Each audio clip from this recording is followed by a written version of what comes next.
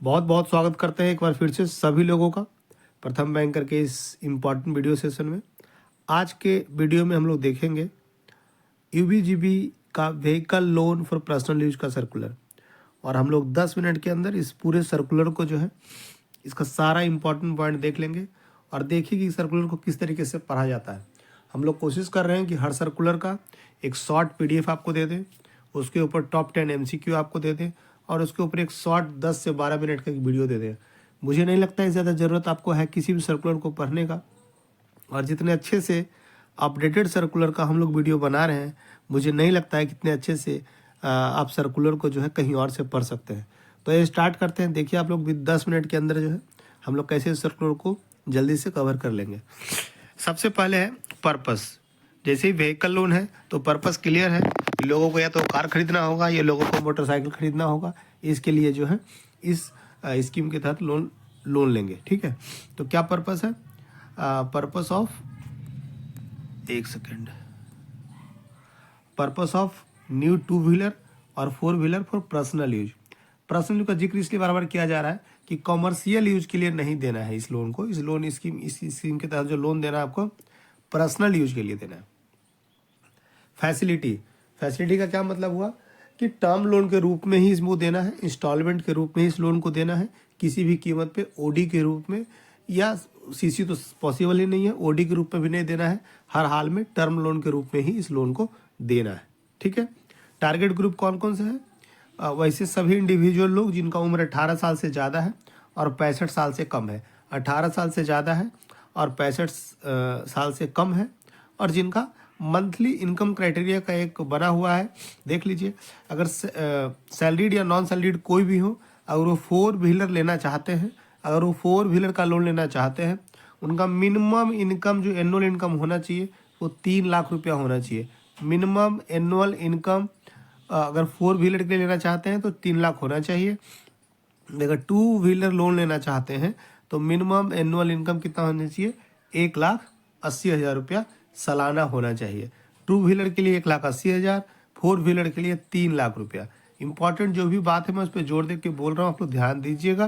क्या क्या आ सकता है एग्जाम में? एज क्या है? 18 साल से 65 साल। सैलरी का क्या, इनकम कंडीशन क्या है? 4 व्हीलर के लिए मिनिमम 3 लाख, 2 व्हीलर के लिए मिनिमम 1,80,000। आगे चलिए, मैक्सिमम लोन अमाउंट। अगर 2 व्हीलर के लिए कोई लोन दे रहे हैं तो मैक्सिमम लोन 3 लाख है। मैक्सिमम लोन 3 लाख है, लेकिन उसमें कंडीशन है कि अगर 3 लाख हम उसी 2 व्हीलर लोन में देंगे जिसकी कि इंजन कैपेसिटी 200 सीसी से ज़्यादा है, कोई सुपर बाइक है, कोई हाइब्रिड 2 व्हीलर है। अगर वो नॉर्मल बाइक है जिसका कि इंजन कैपेसिटी 200 सीसी से कम है, उस केस में मैक्सिमम जो लोन एलिजिबिलिटी है 2 व्हीलर के लिए वो 2 लाख है। For all other 2 wheelers maximum 2 lakh rupees. जिसकी इंजन कैपेसिटी 200 सीसी से ज़्यादा है, सिर्फ उन्हीं के केस में जो है मैक्सिमम लोन अमाउंट 3 लाख तक जाएंगे। अदरवाइज जनरल जो भी 200 सीसी से कम वाला बाइक है उसमें मैक्सिमम 2 लाख ही लोन हो सकता है। 4 व्हीलर के लिए 50 लाख मैक्सिमम है। 4 व्हीलर के लिए 50 लाख मैक्सिमम है, दोनों ही कंडीशन में, चाहे वो कार जो है इंडियन हो चाहे वो कार फॉरेन मेड हो, दोनों ही कंडीशन में मैक्सिमम अमाउंट क्या है 4 व्हीलर का? 50 लाख है। जो बोल्ड किया हुआ है बहुत इंपॉर्टेंट है, ध्यान देखिएगा उसका। क्वांटम ऑफ फाइनेंस, कैसे फाइंड आउट करेंगे किसी की सैलरी कितनी है तो उसकी मैक्सिमम कार लोन या 2 व्हीलर दोनों की एलिजिबिलिटी कितनी बन रही है। तो ध्यान दीजिए, जो या तो लोग सैलरीड होंगे या तो नॉन सैलरीड होंगे। अगर सैलरीड हैं तो लास्ट ड्रॉन सैलरी का 24 गुना, लास्ट ड्रॉन सैलरी का 24 गुना मैक्सिमम लोन दे सकते हैं। अगर लोग फॉर जो नॉन सैलरीड है, जो सैलरीड नहीं है उसके अलावा जो लोग हैं, उनका लास्ट 2 ईयर का हम लोग एनुअल इनकम देखेंगे। लास्ट 2 ईयर का एनुअल इनकम देखेंगे और दोनों का एवरेज कर देंगे और उसका 2 गुना। तो एवरेज करेंगे और 2 गुना करेंगे, दोनों बात एक ही है। फाइनली कहने का यही मतलब है कि लास्ट 2 साल का जो इनकम है दोनों को जोड़ देंगे, उतना ही लोन का मैक्सिमम एलिजिबिलिटी बनेगा। लेकिन टेक्निकल टर्म में इसको लिखा गया है कि दोनों का एवरेज निकालेंगे और एवरेज का 2 गुना कर देंगे।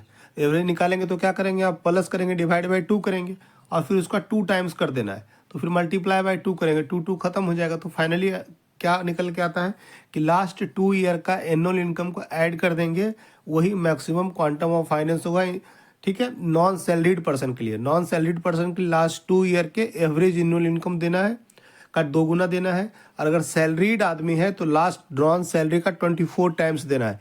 क्लियर हो गया होगा मुझे लगता है। अब आइए मार्जिन पे। मार्जिन बोरोवर का होता है, जब भी हम लोन देते हैं तो बोरोवर अपने तरफ से भी कुछ ना कुछ लगाता है। तो अगर 20 लाख तक का लोन दे रहे हैं तो बोरोवर का जो मार्जिन है वो 10% का है। 20 लाख तक का लोन दे रहे हैं, बोरोवर मार्जिन 10% है, मतलब कि 15 लाख रुपया का अगर उसका टोटल कॉस्ट आ रहा है गाड़ी का, तो 10% वो देगा, मतलब कि 1.5 लाख रुपया वो देगा। 13,50,000 मैक्सिमम फाइनेंस बैंक से किया जा सकता है। अगर कोई लोन जो है, कोई गाड़ी है उसका कुल कीमत 20 लाख से ऊपर है, उस केस में मार्जिन जो है 20% है, लेकिन रेस्ट अमाउंट पे 20%। ऐसा ना समझिएगा कि 25 लाख रुपए का लोन है तो उसका मार्जिन जो है वो 5 लाख रुपया होगा 20%, ऐसा नहीं होगा। 20 लाख तक का 10% होगा, मतलब कि 2 लाख रुपया, और आगे जो 5 लाख रुपया बच गया उसका 20%, मतलब कि 1 लाख रुपया। कुल 25 लाख में 3 लाख का मार्जिन होगा। ठीक है, 22 लाख बैंक फाइनेंस करेगा। क्लियर है, मार्जिन समझ में आ गया, क्वांटम ऑफ फाइनेंस समझ में आ गया, मैक्सिमम लोन अमाउंट समझ में आ गया।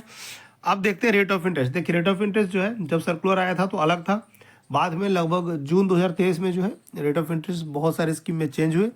तो ये अपडेटेड रेट ऑफ इंटरेस्ट है, जो देख लीजिएगा आप लोग। मैं एक बार बता देता हूँ आपको।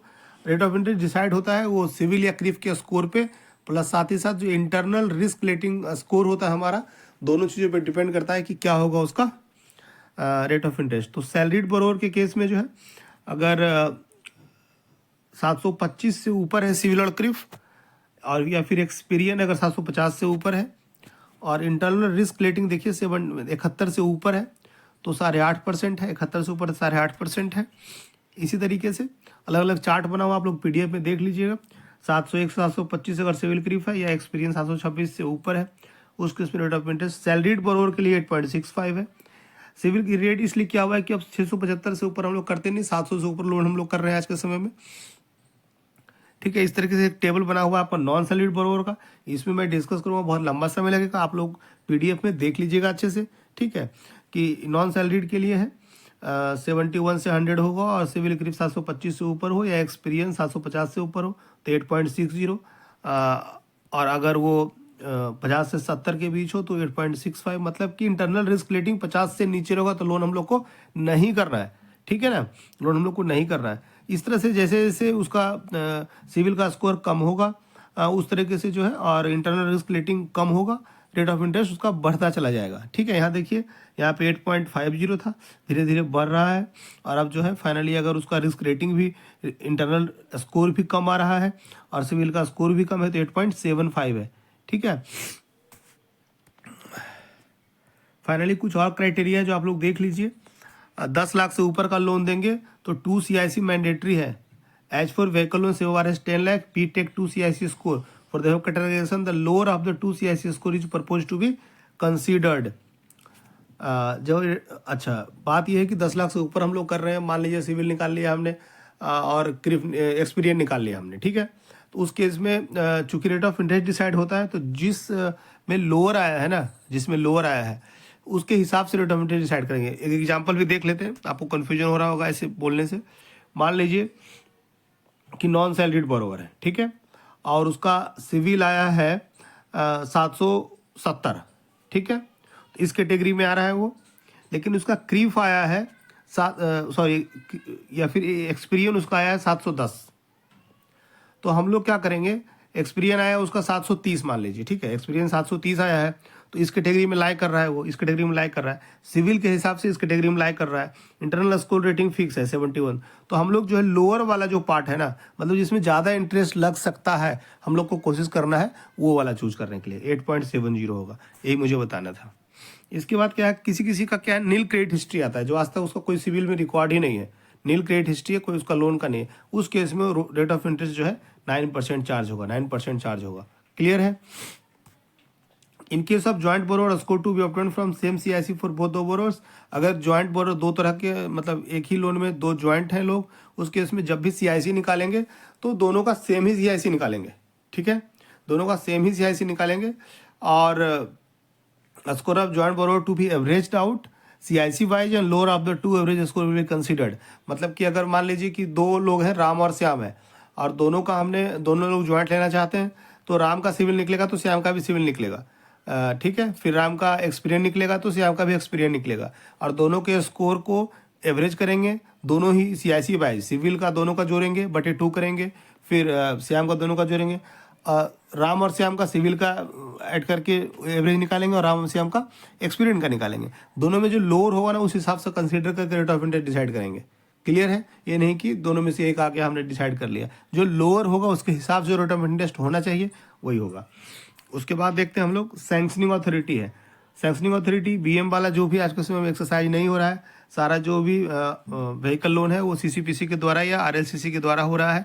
तो CCPC का पावर 40 है टोटल का, RLCC का 1 का 75 और 100। हालांकि इसमें जो है RLCC 1 का जो पावर है वो मैक्सिमम 20 लाख है, व्हीकल लोन में RLCC 2 का 30 लाख है। ठीक है। RLCC 1 का ये जो BM वाला है ना, BM वाला वो अभी एक्सरसाइज नहीं हो रहा है। जो भी BM वाला पावर एक्सरसाइज नहीं हो रहा है, CCPC RLCC 1 से सारा लोन हो जाता है। टर्न अराउंड टाइम है, ये इतना इंपॉर्टेंट नहीं है, लेकिन देख लीजिए 2 दिन है turn around time. Turn around time क्या होता है? लोन का एप्लीकेशन कंप्लीट फील्ड होकर के आपके पास आ गया और आपने कितने दिन में उसको प्रोसेस करना है, तो that is turn around time 2 days है। रीपेमेंट है, ये इंपॉर्टेंट है, रीपेमेंट पूछा जा सकता है आपसे। 2 व्हीलर का मैक्सिमम रीपेमेंट जो है 60 महीना में इंस्टॉलमेंट में कर देना है, और 4 व्हीलर का मैक्सिमम रीपेमेंट कितना है? 84 मंथ में है। 7 साल में 4 व्हीलर और 5 साल में जो है 2 व्हीलर है। सारा इंपॉर्टेंट चीज हमने कवर कर लिया आपके इस स्कीम का, कुछ भी नहीं बचा है। PDF कोर्स में शेयर हो चुका है, ये वाला वीडियो भी शेयर हो जाएगा। हमारा प्रमोशन कोर्स चल रहा है UVGB ग्रामीण बैंक का, उत्तर बिहार ग्रामीण बैंक का ऑफिस असिस्टेंट व स्केल 1 का भी, और स्केल 1 से 2 स्केल 2 से 3 का भी। ठीक है। दोनों का फीस है, देख लीजिए आप लोग। ऑफिस असिस्टेंट से स्केल 1 का 1499 है, और स्केल 1 से 2, 2 से 3 का 1799 है। दोनों ही बहुत ही अच्छा कोर्स है, बहुत अच्छे से डिजाइन किया गया है। मुझे लगता है कि आपके प्रमोशन के लिए ये कोर्स बहुत ही इंपॉर्टेंट होगा।